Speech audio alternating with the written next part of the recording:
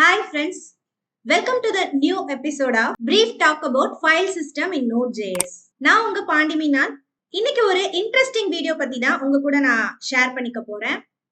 உங்களோட web development ஜேர்னில ஒரு பிகினர்ல இருந்து அட்வான்ஸ் லெவலுக்கு மூவ் ஆகிறதுக்கு பிகினரா இருக்கிறவங்க தெரிஞ்சுக்க வேண்டிய நிறைய விஷயங்களை நாங்க வீடியோஸ்ல மென்ஷன் பண்ணிட்டு இருக்கோம். ஸோ இது வரைக்கும் நம்ம சேனலுக்கு நீங்க கொடுத்த சப்போர்ட்க்கு ரொம்பவே நன்றி. ஸோ நிறைய பேர் வந்து நம்ம சேனலை ஃபாலோ பண்ணிட்டு இருக்கீங்க. இன்னைக்கு நம்ம பேக் எண்ட் பார்ட் பத்தி தான் தெரிஞ்சுக்க போறோம். ஸோ பேக் எண்ட்ல என்னென்ன பேசிக்ஸ்லாம் இருந்தது அப்படிங்கிறத ப்ரீவியஸ் வீக் எபிசோட்ஸ்ல நம்ம வந்து பிரீஃபா டிஸ்கஸ் பண்ணியிருந்தோம். இன்னைக்கு நம்ம எக்ஸ்பிரஸ் ஜேஎஸ் அண்ட் நோட் ஜேஎஸ்ல இருக்கக்கூடிய ஃபைல் சிஸ்டம் பத்தி தான் தெரிஞ்சுக்க போறோம். ஸோ வாங்க வீடியோக்குள்ள போலாம். ஃபைல் சிஸ்டம் என்ன, ஸோ அதை எப்படி கிரியேட் பண்றது அப்படிங்கறத பத்தி நிறையவே டிஸ்கஸ் பண்ணலாம். Brief talk about file system module. So file system அப்படிங்கிறத பத்தி தெரிஞ்சுக்கிறதுக்கு முன்னாடி அப்படின்னா என்னங்கிறத ஃபர்ஸ்ட் நம்ம தெரிஞ்சுக்கலாம். நம்ம ஒரு பார்க்கக்கூடிய எல்லா அப்ளிகேஷன்ஸ்லயும் புதுசா ஒரு ஃபைல் நம்ம கிரியேட் பண்றதுக்கு என்ன பண்றோம், ஃபைலுக்குள்ள போயிட்டு நியூ ஃபைல் அப்படிங்கிறத மென்ஷன் பண்றோம். நீங்க யூஸ் பண்ற நோட் பேடா இருக்கலாம், வேர்ட் பேடா இருக்கலாம், வேர்டா இருக்கலாம், இல்ல ஒரு விஎஸ் கோட் எடிட்டரா கூட இருக்கலாம். புதுசா ஒரு நோட் பேட் ஃபைல் இல்ல ஒரு டெக்ஸ்ட் ஃபைல் கிரியேட் பண்றதுனா கூட ஃபைலுக்குள்ள போயிட்டு நியூ அப்படிங்கிறத கிளிக் பண்றோம்.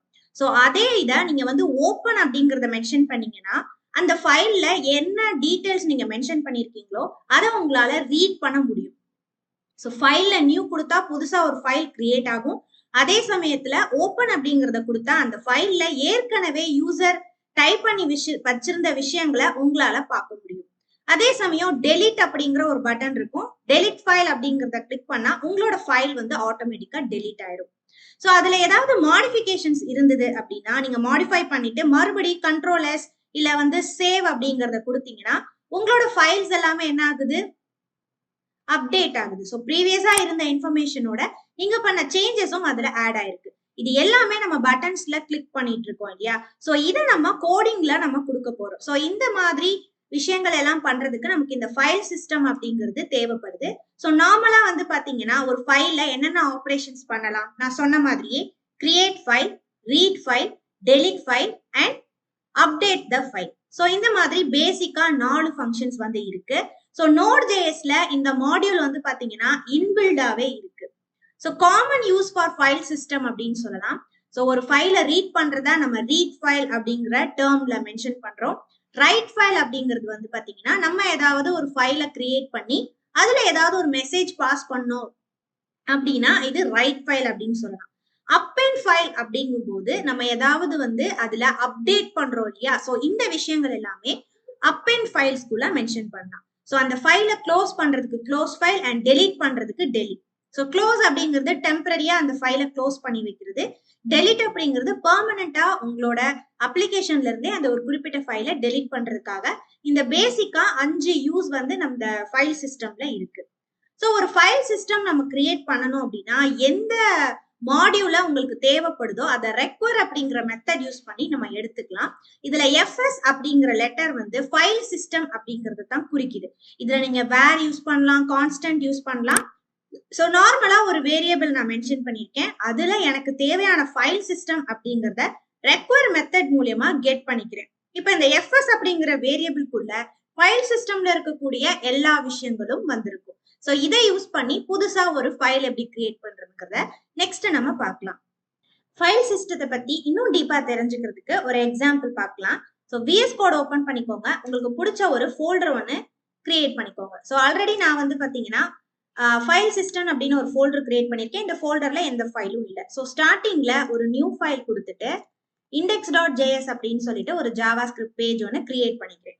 ஸோ இந்த அப்ளிகேஷன் நமக்கு ஒர்க் பண்றதுக்கு பேக்கேஜ் JSON அப்படிங்கிறது நமக்கு தேவைப்படும். ஸோ அதை நம்ம இன்ஸ்டால் பண்ணணும். ஸோ எப்படி இன்ஸ்டால் பண்றதுன்னா நம்ம இந்த ஃபோல்டர் கிட்ட கிளிக் பண்ணிட்டு ரைட் கிளிக் பண்ணி டெர்மினலை ஓபன் பண்ணிக்கோங்க. இப்ப npm init-y ஸோ இந்த கமாண்ட் கொடுத்தா நமக்கு வந்து பாத்தீங்கன்னா பேக்கேஜ் JSON அப்படிங்கிறது இதுக்குள்ள ஆட் ஆயிருக்கும். ஸோ இதுல பாத்தீங்கன்னா தெரியும் நேம் வந்து ஃபைல் சிஸ்டம், நம்மளோட ஃபோல்டர் நேமே மென்ஷன் ஆயிருக்கு, வெர்ஷன் இருக்கு அண்ட் சோர்ஸ் வந்து பாத்தீங்கன்னா மெயின் வந்து index.js அப்படிங்கறது மென்ஷன் ஆயிருக்கு.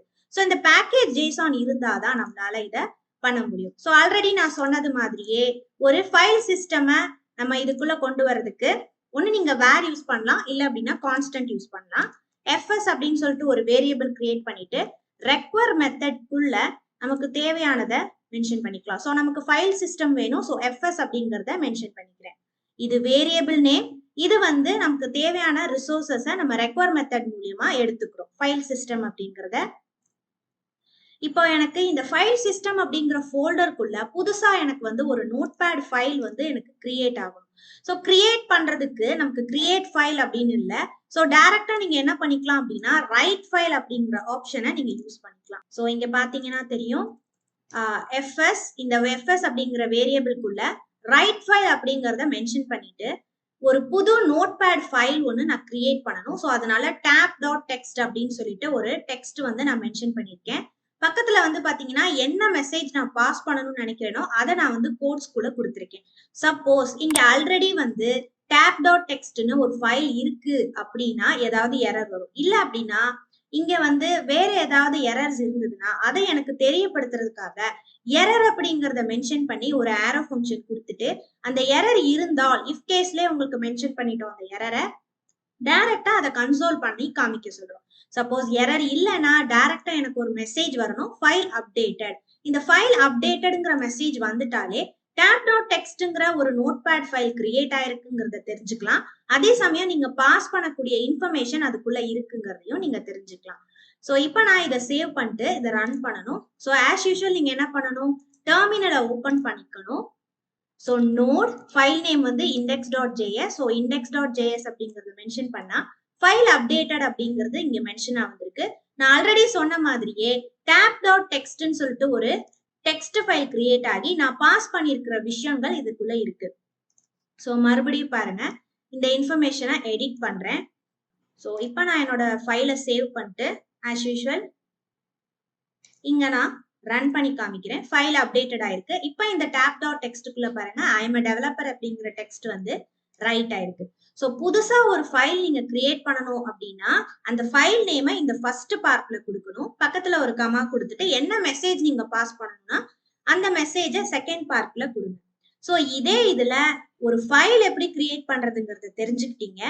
எனக்கு வந்து ஒரு ஃபோல்டர் கிரியேட் பண்ணணும்னா என்ன செய்யலாம். ஸோ ஃபோல்டர் அப்படிங்கிறத இங்க டைரக்டரி அப்படிங்கிற லெட்டர்ல மென்ஷன் பண்ணுவாங்க. ஸோ சேஞ்ச் டைரக்டரினா நம்ம வந்து சிடி கமாண்ட் யூஸ் பண்ணுவோம் இல்லையா, அதே மாதிரி மேக் டைரக்டரி அப்படிங்கிறதுக்கு நமக்கு வந்து mkdir அப்படிங்கிற இந்த மெத்தட் நீங்க யூஸ் பண்ணலாம்.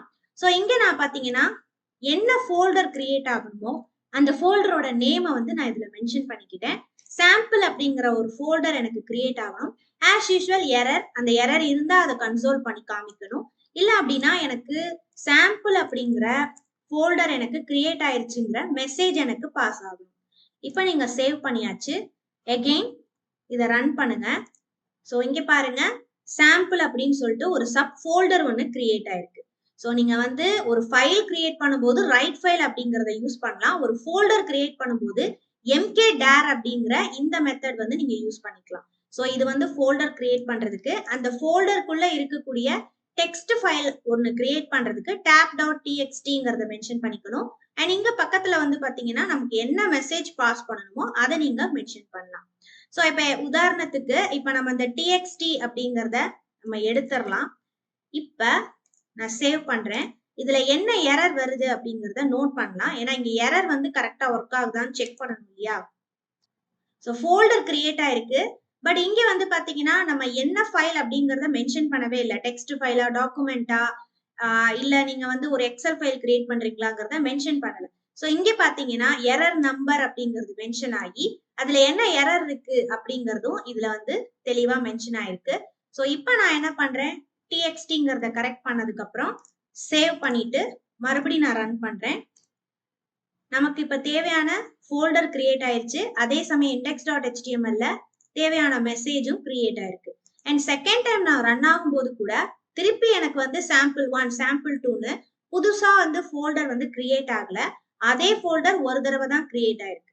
ஓகே ஃப்ரெண்ட்ஸ், இன்னைக்கு நம்ம ஃபைல் சிஸ்டம்னா என்னங்கிறத பத்தி தெரிஞ்சுக்கிட்டோம்.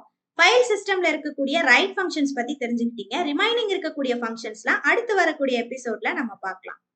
ஸோ நீங்களும் ஒரு டெவலப்பர் ஆகணும்னு நினைக்கிறீங்களா? டிஸ்கிரிப்ஷன்ல ஒரு கூகுள் ஃபார்ம் இருக்கும். அதை கிளிக் பண்ணி உங்களை பத்தின இன்ஃபர்மேஷனை ப்ரொவைட் பண்ணுங்க. ஸோ என்ட்ரி டீம்ல இருந்து கால் பேக் பண்ணுவாங்க. உங்களுக்கு ஏதாவது டவுட்ஸ் இருந்ததுன்னா எல்லாத்தையுமே நீங்க வந்து கிளாரிஃபை பண்ணதுக்கு அப்புறம் கோர்ஸ்ல ஜாயின் பண்ணிக்கலாம். கோர்ஸ் நீங்க ஜாயின் பண்றதுக்கு morning batches and evening batches ரெண்டுமே அவைலபிளா இருக்கு. உங்களுக்கு பிடிச்ச டைமிங்க நீங்க சூஸ் பண்ணிக்கலாம். So keep supporting our channel. Thank you. Hi all, நீங்கள் ஒரு ஹோம் மேக்கராக இருக்கீங்க, இல்லை ஈவினிங் மேலே ஒர்க் பண்ணுற ப்ரொஃபஷனாக இருக்கீங்களா? ஆனால் உங்கள் கரியரை ஐடி ஃபீல்டு சேஞ்ச் பண்ணி லட்சங்களை சம்பாதிக்கணும் அப்படிங்கிற ஆசையோடு இருக்கீங்களா? இதை பண்ணுறதுக்கு நேரம் ஒரு பெரிய தடையாக இருக்குது அப்படின்னு வருத்தப்படுறீங்களா? கவலைப்படாதீங்க, உங்களுக்காக என்ட்ரியில் full stack web development course launch பண்ணியிருக்கோம். அதுவும் இப்போ மார்னிங் பேட்ச் ரன் ஆகிட்டு இருக்கு. ஸோ இந்த பேட்சில் நீங்கள் ஜாயின் பண்ணி live classes, live mentorship, expert sessions with 100% placement அசிஸ்டோட உங்க வீட்ல இருந்தே படிக்கலாம். அது உங்க ஃபிளெக்சிபிள் டைம்ல. ஸோ இன்னும் வெயிட் பண்ணாம ஜாயின் என்ட்ரி ஆப் நவ்.